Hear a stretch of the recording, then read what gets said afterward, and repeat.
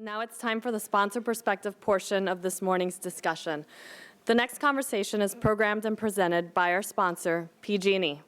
Please join me in welcoming on stage Geisha Williams, President and CEO of PG&E Corporation. Earlier this year, Geisha became the first Latina to lead a Fortune 500 company.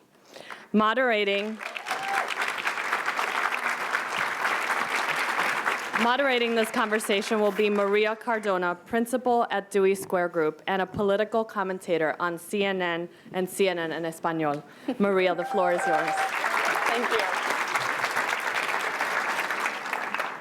Buenos días, ¿cómo están? Packed house. Awesome. It is so thrilling to look out at the audience and see, right, these amazing faces.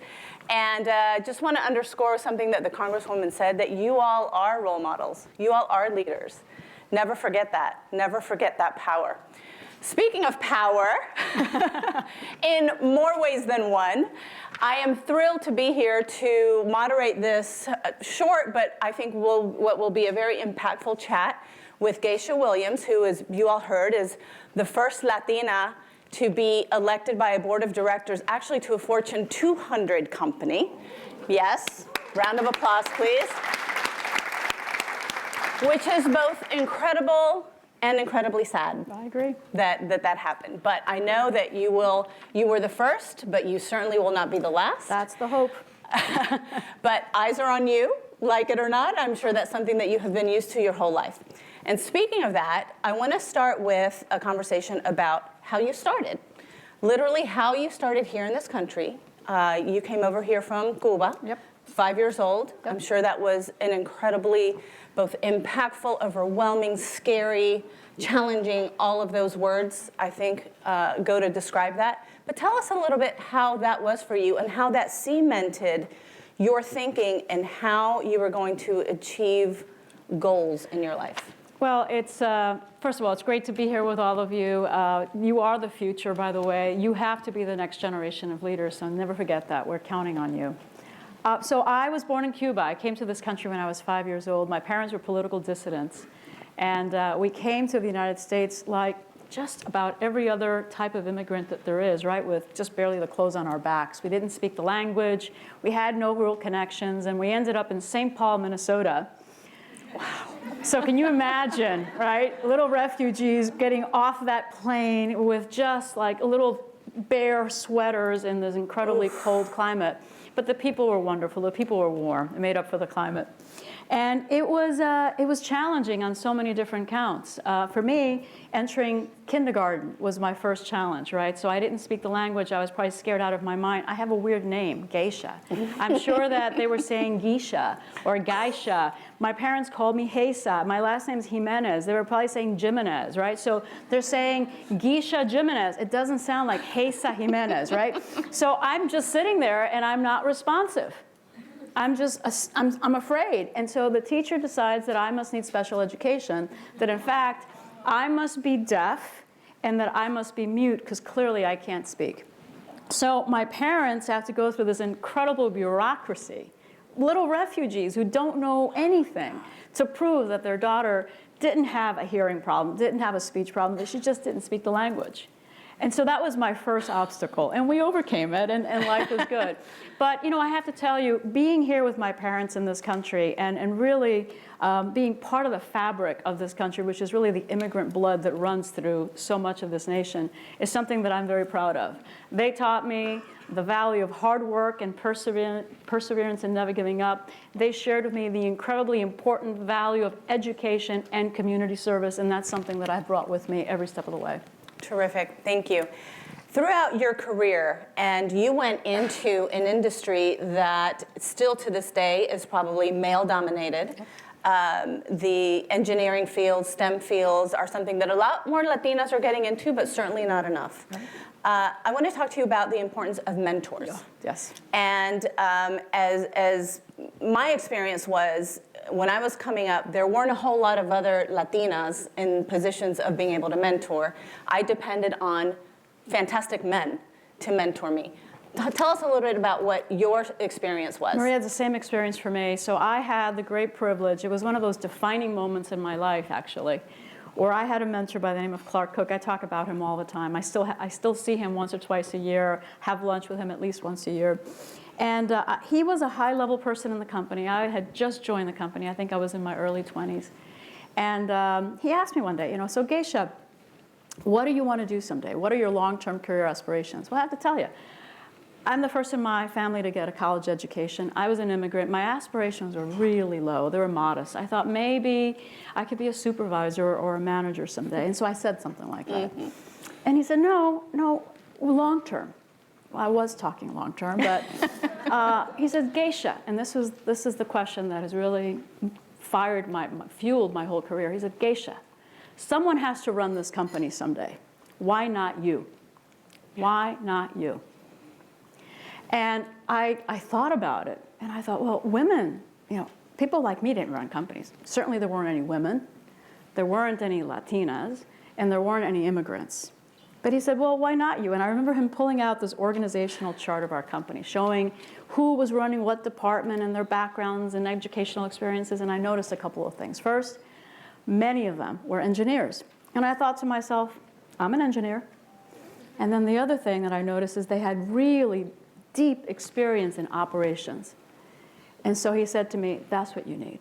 You need to get operation experience. You need to really get a little dirt under your fingernails, is what he said. You really need to understand how the business works. He was the reason that I started believing that maybe it could be me. Why not me? And I've taken that credo, that is a personal credo, those three words, why not you or why not me, even to this day.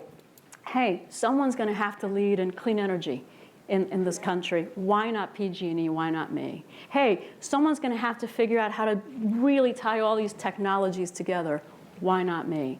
And that would be my message to you. Whatever it is that you want to do in your life, ask yourself why that couldn't be you, and really believe it could be you, and go for it. Thank you. That's terrific. Yes. It couldn't have been easy, No. You coming up in the ranks. And I'm sure, and this happened to me too, people saw a woman, like you said. People not only saw a woman, they saw a Latina woman. I'm sure a lot of men were like, what's going on here? Tell us just very quickly, and then we'll get to the last question. But I think this is important because we will all go through this and have all gone through it in some way, shape, or form. What are some of the barriers, and some of them conscious from other folks, some of them unconscious, that you had to go through to sort of say, look, I am here, I have skills, and I am, you might have been the boss, you might have been the colleague, you might have been the underling, but you are here to do a job that you are more than qualified to do. We all have barriers. I think the very first barrier that I faced, frankly, in the workforce was the fact that I was young. So first, just being young. Then the fact that I was a woman in a very male-dominated field, the fact that I was Latina, where there really weren't any Latina leaders to really speak of. And I think how I always faced it was going to be the strength of my capabilities, the strength of my work product, the strength of my integrity that was going to define who I was. I was not going to be defined by a label, and I certainly wasn't going to be held back by one. And so as I went through my career, I had more than one encounter where someone older, someone not Latino, somebody not a woman would say, hey, would you get me a cup of coffee? Oof. And you know what? You can't. Don't go along to get along. That would be my first piece of advice. I like that. Do not. From day one, you set the rules, you set the pace, you set what that conversation is going to be like. And you don't have to be a jerk about it. You can use a little humor. I've always used a little humor. And I'd say, no, what happened? Did your arms fall off? Did your legs fall off? Get it yourself. Don't let people call you honey. Don't let anyone call you sweetheart. Don't let anyone ever call you by anything that's even remotely a little racial or ethnic. Don't. You set the standard with your actions. Smile on your face, but you don't put up with it. And I think at the end of the day, it's your work, it's the quality of who you are as a person that's going to determine your future. Don't forget that, and don't let anyone hold you down, and certainly don't let yourself hold yourself down. Yes, I like that. Fantastic pieces of advice. So for the last question, you have daughters. I do. And a lot of people here, I'm sure, can benefit from the advice that you have given and probably will continue to give your young daughters. You've given us some great pieces of advice so far, but what else would you tell this audience? So I have two beautiful daughters, one that just graduated from college, one that just graduated from high school. And the advice I've given them is they've got to find their passion, and they also have to find their voice. And really, they go hand in hand. But the other piece of advice that I've given them, and I've given this advice to not just my daughters, but anyone who asks me, is, what does it take to succeed? What single piece of advice I would provide you is, whatever your field is, whatever that might be, do the tough jobs. Do the difficult work. Why? Well, first of all, someone's got to do it. Second, most people don't want to do it. And when you do this difficult job, whatever it is, this difficult project, this difficult assignment, lots of things happen. First of all, you get noticed because guess what? It was difficult and you succeeded and you accomplished something that maybe was not expected. That's the first thing, and it's important to get noticed. But more importantly, when you do this tough job and you succeed and you nail it, and you will nail it, what it does for you, the confidence it builds in you is unbelievable. And you take that confidence, that knowledge that you can do it, to that next assignment, and you nail that one too. And before you know it, you are unstoppable. You're a force of nature. So, but it starts with courage, and I saw the Congresswoman say something similar about not being afraid. It starts with courage, not being afraid, leaning in and doing the difficult work and doing it well. I guarantee that you're going to get noticed, but more importantly, you're going to feel a tremendous sense of empowerment. Thank you. Thank you, Geisha. It's been a pleasure for me, and I know that you have shown this audience and you have shown the world what Latinas can do. You are the first. You certainly won't be the last, and it's been a thrill to be here having this conversation with you. Thank you, Maria. Thank you so much. Thank you all. Next, it's my pleasure to introduce Monica Gill, Executive Vice President of Corporate Affairs with NBC Universal Telemundo Enterprises. She is the highest-ranking female executive at Telemundo and one of the highest-ranking female executives at NBC Universal. The podium is yours, Monica.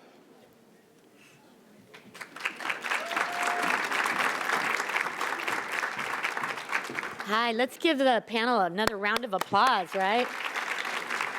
Thank you. I get to give sponsor remarks, and thank you. Before I do that, I just want to thank The Hill for really convening this very exceptional group of women. As you probably have heard this entire morning, and I think for many of us in this room, we know firsthand that Latinas are the most coveted demographic in our country. And there's an American fascination with us, right? People want to know about our purchasing power. They want to know about our cuisine, our language, J-Lo. They want to know everything about us. And yet, for much of America, what we really realize is that we are still the untapped potential for their growth. Latinas are enrolling in college at higher rates than our non-Latina counterparts. I just learned that. Latinas' own businesses are growing, maybe I think something about 140% in the last decade. Latinas are more likely to make a major purchase in the last year, such as a home or a car. Latinas' brand recall is twice as much in Spanish as it is in English, so it's convenient to speak two languages. And what can I say? Latinas are more likely to purchase Aquanet than any other typical woman.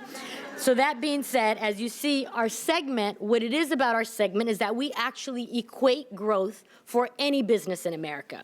So I thank The Hill for bringing all of us together to do what we Latinas, what we do best. We identify obstacles, and then we fix them. At least we try to.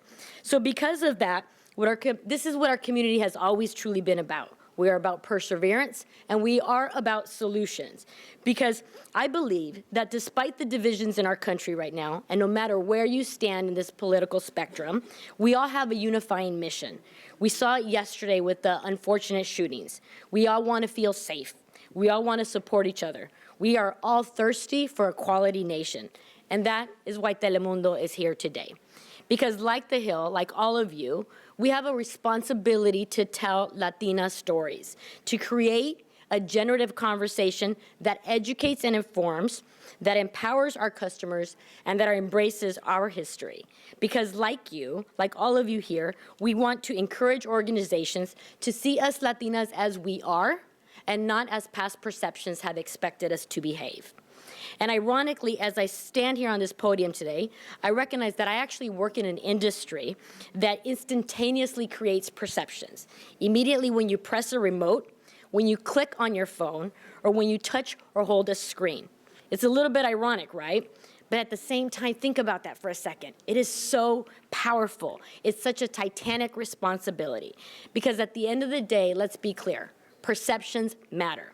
And because of this, Telemundo has made a very deliberate choice. We made a choice to upgrade all of Perceptions of Spanish language media that reflect us Latinos as we are today, 100% American and 100% Latino. We made the decision to redefine Hispanic media and to fill that void that Latinos have been demanding, high-quality content and information, new formats and new storylines. And we did this because so whether that you're a Cubana in Miami, whether you're Puerto Rican in New York, a Mexicana in LA, or a Dominicana in DC, that you are represented on our air, in our newsroom, and in our boardrooms. And I don't say this lightly because to me and to all of you here, I know that to my company as well, this is personal. This is a personal conversation to all of us. Because if companies across America were to adjust a little bit, and if they were to invest in Latinas, you're gonna see the Nina Vacas of the world who truly epitomize entrepreneurship. You will see Jenny Korn, who advises and advocates at our nation's highest office. You will see women like Jackie Puente, my colleague, who's closing the digital divide in our community.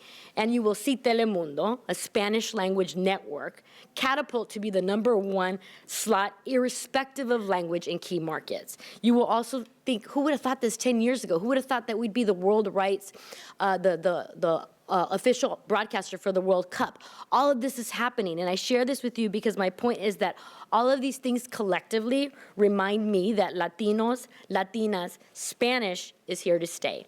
So with that, on behalf of Telemundo, Luis Rosero, my colleague who is here today and represents Telemundo, and our parent company Comcast, we thank all of you for allowing us to be here. We thank you for helping us to continue to make perceptions that matter, and for reassuring us to inform with integrity, and for propelling us to lead with compassion. Gracias.